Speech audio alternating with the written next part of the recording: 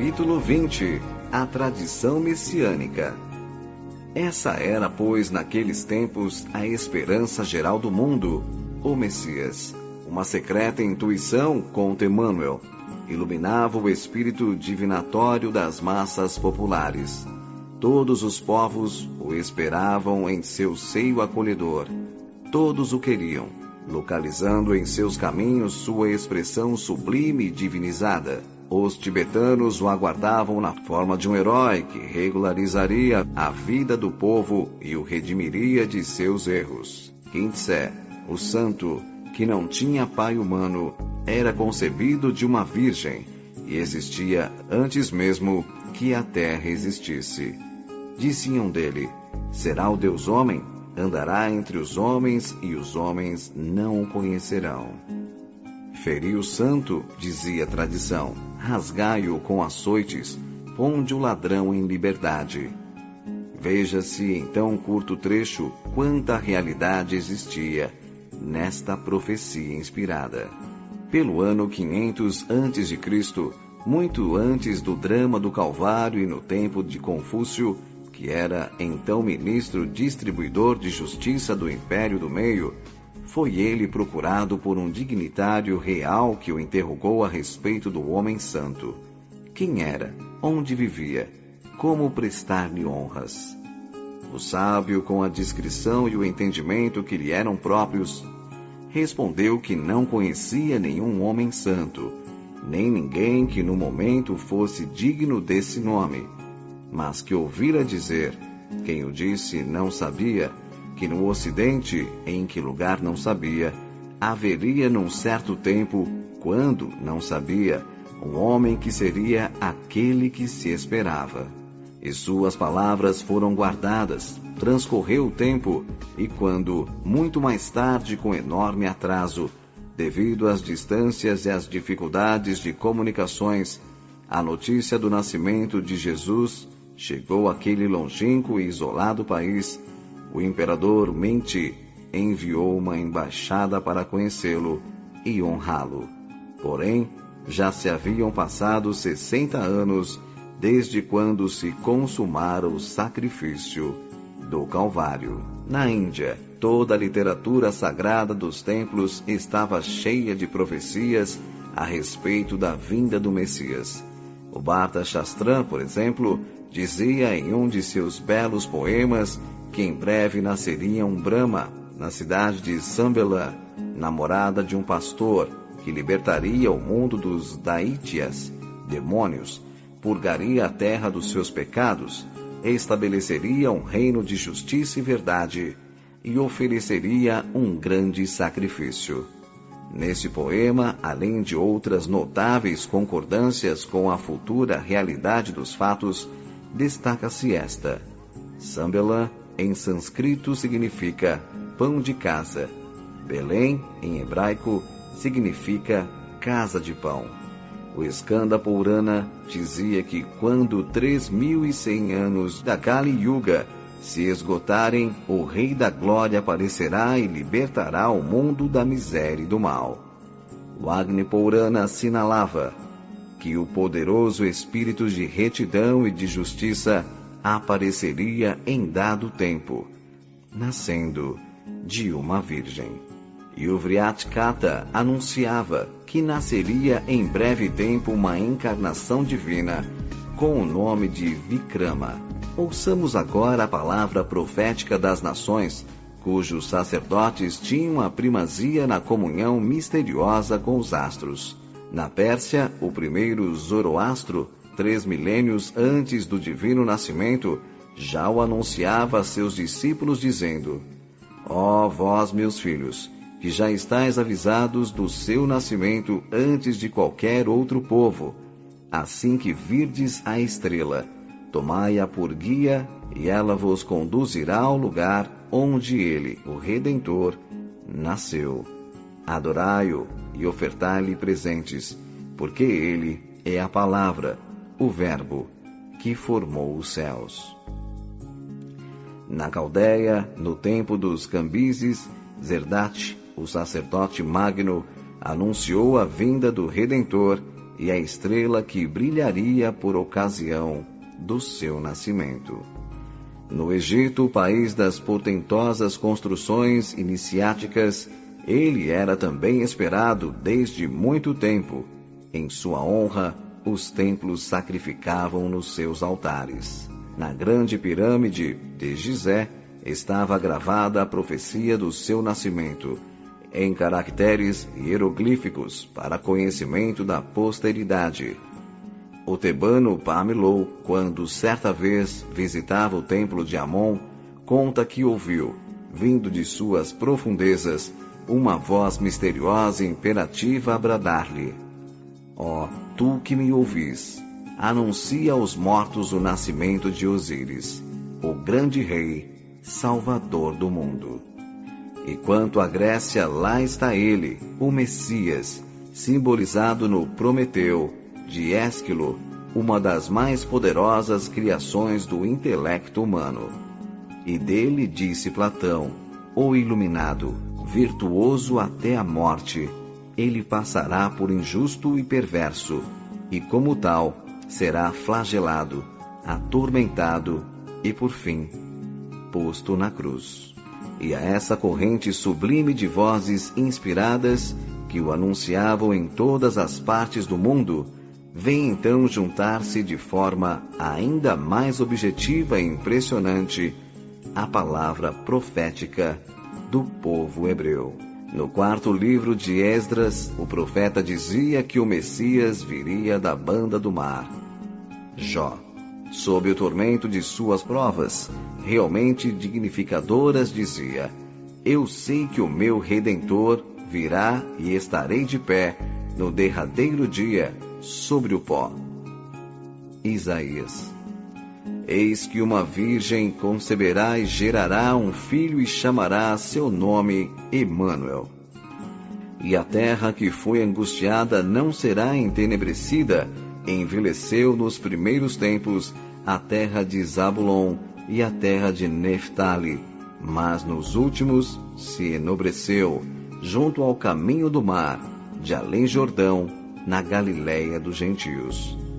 E o povo que andava nas trevas viu uma grande luz, e sobre os que habitavam a terra de sombras e de morte, resplandeceu uma luz. Jeremias: eis que vem dias, diz o Senhor, em que se levantará Davi, um renovo justo, e sendo rei, reinará e prosperará e praticará o juízo e a justiça na terra. Nos seus dias, Judá será salvo e Israel habitará seguro, e este será o seu nome com o que nomearão: o Senhor Justiça Nossa.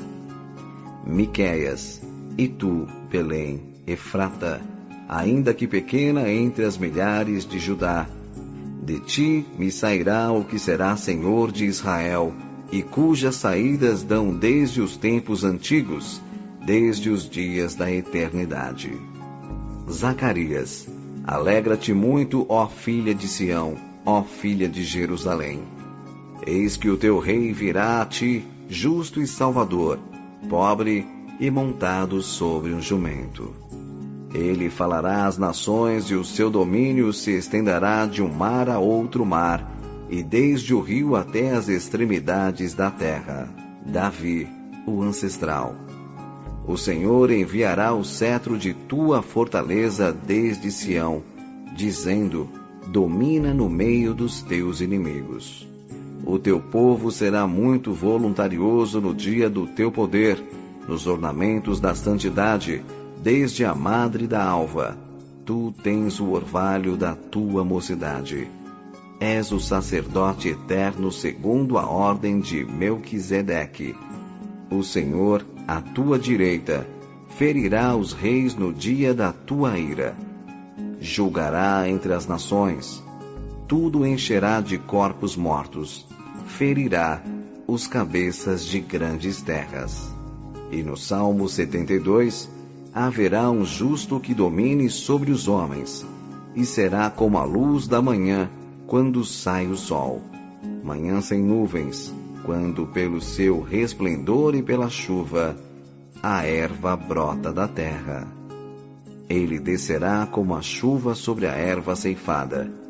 Aqueles que habitam no deserto se inclinarão ante ele, e todos os reis se prostrarão, e todas as nações o servirão. Porque ele livrará o necessitado quando clamar, como também ao aflito e ao que não tem quem ajude. E salvará as almas dos necessitados, libertará as suas almas do engano e da violência.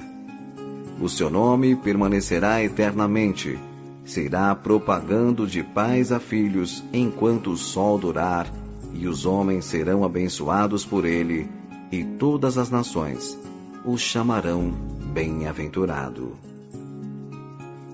Daniel, disse o anjo, 70 semanas estarão determinadas sobre o teu povo, para consumir a transgressão, para acabar os pecados, para expiar a iniquidade, para trazer a justiça eterna e para ungir o Santo dos Santos, desde a saída da palavra, para fazer tornar até o Messias, o príncipe. Malaquias, eis que eu envio o meu anjo que aparelhará o caminho diante de mim. E de repente virá o seu tempo, o Senhor que vós buscais, e o anjo do testamento, a quem vós desejais. Mas quem suportará o dia de sua vinda? E quem subsistirá quando ele aparecer? Porque ele será como o fogo do ourives e como o sabão da lavadeira. E o coro inicial se amplia, e novamente volta a ronda profética a se repetir, acrescentando detalhes impressionantes pela sua exatidão.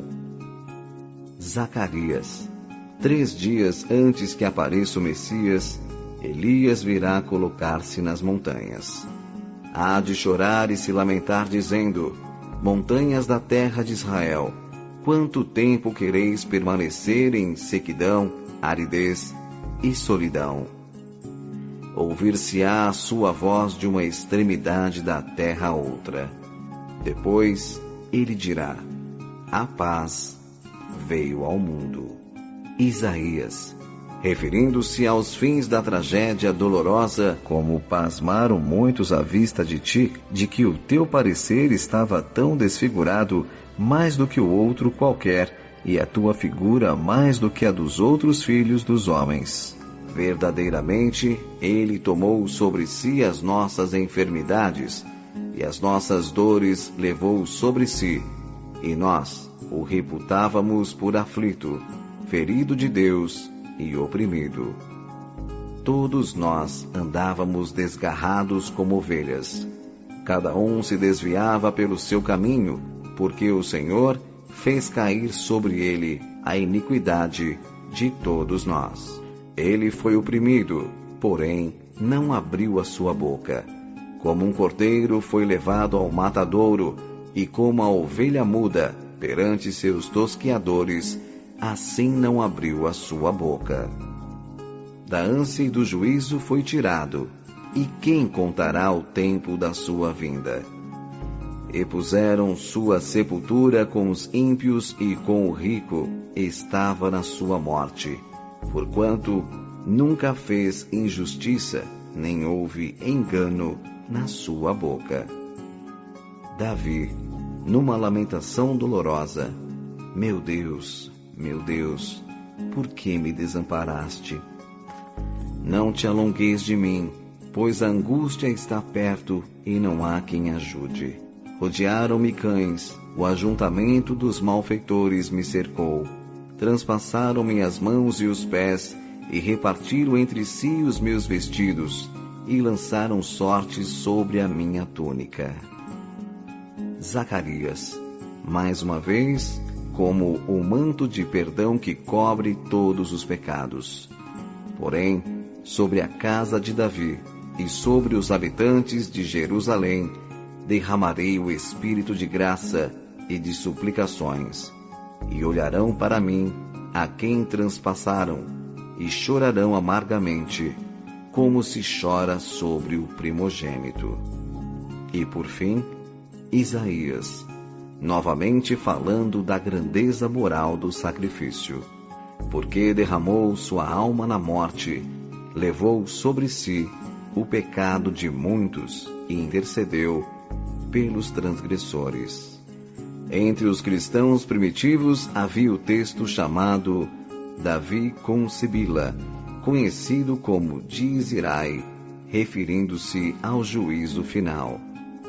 E nos templos pagãos dos gregos, romanos, egípcios, caldeus e persas, como nos santuários, tantas vezes tenebrosos, onde as sibilas pontificavam, fazendo ouvir as vozes misteriosas dos manes e das pítias, todas elas, unisonamente, profetizaram sobre o Messias esperado.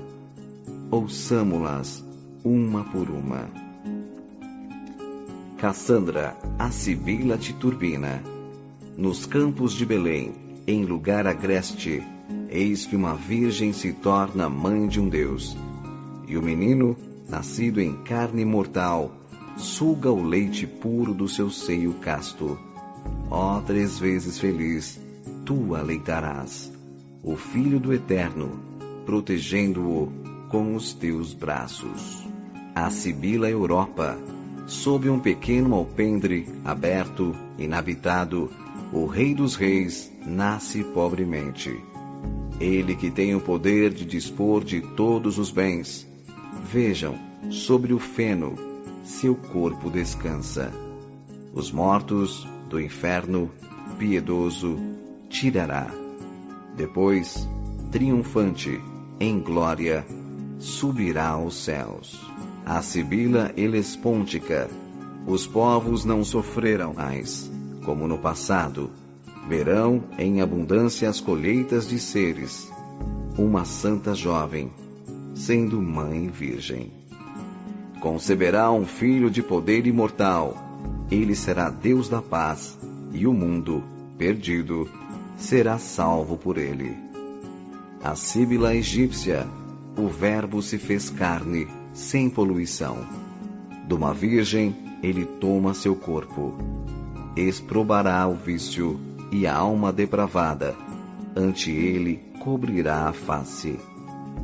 Aqueles que ante ele se arrependeram, terão socorro e graça na hora do sofrimento. Amalteia, sibila cumana, Deus para nos resgatar, toma a humana vestidura. Mais do que a nossa salvação, nada lhe é mais caro. A paz, a sua vinda, descerá à terra. A tranquilidade florirá, e o universo sem guerra não será mais de perturbações agitado. A idade de ouro retomará seu brilho. Ciméria, sibila de cumes, num século surgirá o dia em que o Rei dos Reis habitará conosco. 3 reis do Oriente, guiados pela luz do astro rutilante que ilumina a jornada, virão adorá-lo e humildes, prosternados, lhe oferecerão ouro, incenso e mirra. Prisca, sibila da Eritreia, veja o Filho de Deus, vindo do Olimpo, entre os braços de uma virgem hebreia, que lhe oferece o seio puro, em sua vida viril, entre penas cruéis, sofrerá por aqueles que o fizeram nascer, mostrando que, como um pai, se afligiu por eles. A sibila líbica, um rei do povo hebreu será o Redentor, bom, justo e inocente. Pelo homem pecador padecerá muito, com olhar arrogante, os escribas o acusarão de se dar como filho de Deus. Ao povo ele ensinará, anunciando-lhe a salvação. Sambeta, sibila pérsica, do Filho do Eterno uma virgem será mãe. Seu nascimento trará ao mundo a vida e a salvação. Com grande modéstia, conquanto rei, montado sobre um asno, ele fará sua entrada em Solime, onde injuriado e condenado pelos maus, sofrerá a morte. Dáfne, a Sibila Délfica. Depois que alguns anos passarem, o Deus de uma virgem nascido aos homens aflitos fará luzir a esperança da redenção.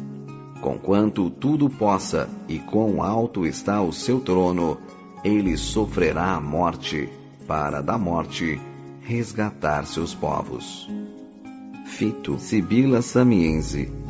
Eis que os santos decretos se cumprem. Entre os dias mais claros, este é, de uma bela claridade que tudo ilumina. As trevas se vão. Deus, seu Filho, nos manda para abrir nossos olhos. Eia, vede o imortal, que de espinhos se cobre, e por nós se entrega à morte. E por fim, a Sibila Ancira, da Frígia. O filho excelso do Pai poderoso, tendo sofrido a morte, abate-se frio, inerte, sobre o colo débil de sua mãe. Vendo-lhe o corpo dessangrado, ele sofre profundo golpe. Ei-lo, está morto. Sem ele, nós morreríamos em nossos próprios pecados. De todas as sibilas celebradas pela tradição ou pela história que viveram naqueles recuados tempos, como instrumentos das revelações do plano espiritual, da Pérsia ao Egito e à Grécia, poucas foram as que deixaram de referir-se ao advento do Messias esperado. Eis quais foram: Lampúzia, a Colofoniense, descendente de Cauchas, que combateu com os gregos em Troia. Cassandra, filha de Príamo. A Sibila Epirótica, filha de Tresprótia. Manto, filha de Tirésias, célebre vidente de Tebas e Biócia, cantada por Homero. Carmenta, mãe de Evandro. Elissa, a Sibila Lésbica, citada por Pausânias, que se dizia filha da ninfa Lâmia. Ártemis, irmã de Apolo, que viveu em Delfos. Hierofila, finalmente Sibila Cumana, que se avistou nos primeiros dias de Roma com Tarquínio Soberbo. E como poderiam essas mulheres inspiradas fechar os olhos à luz radiante que descia dos céus?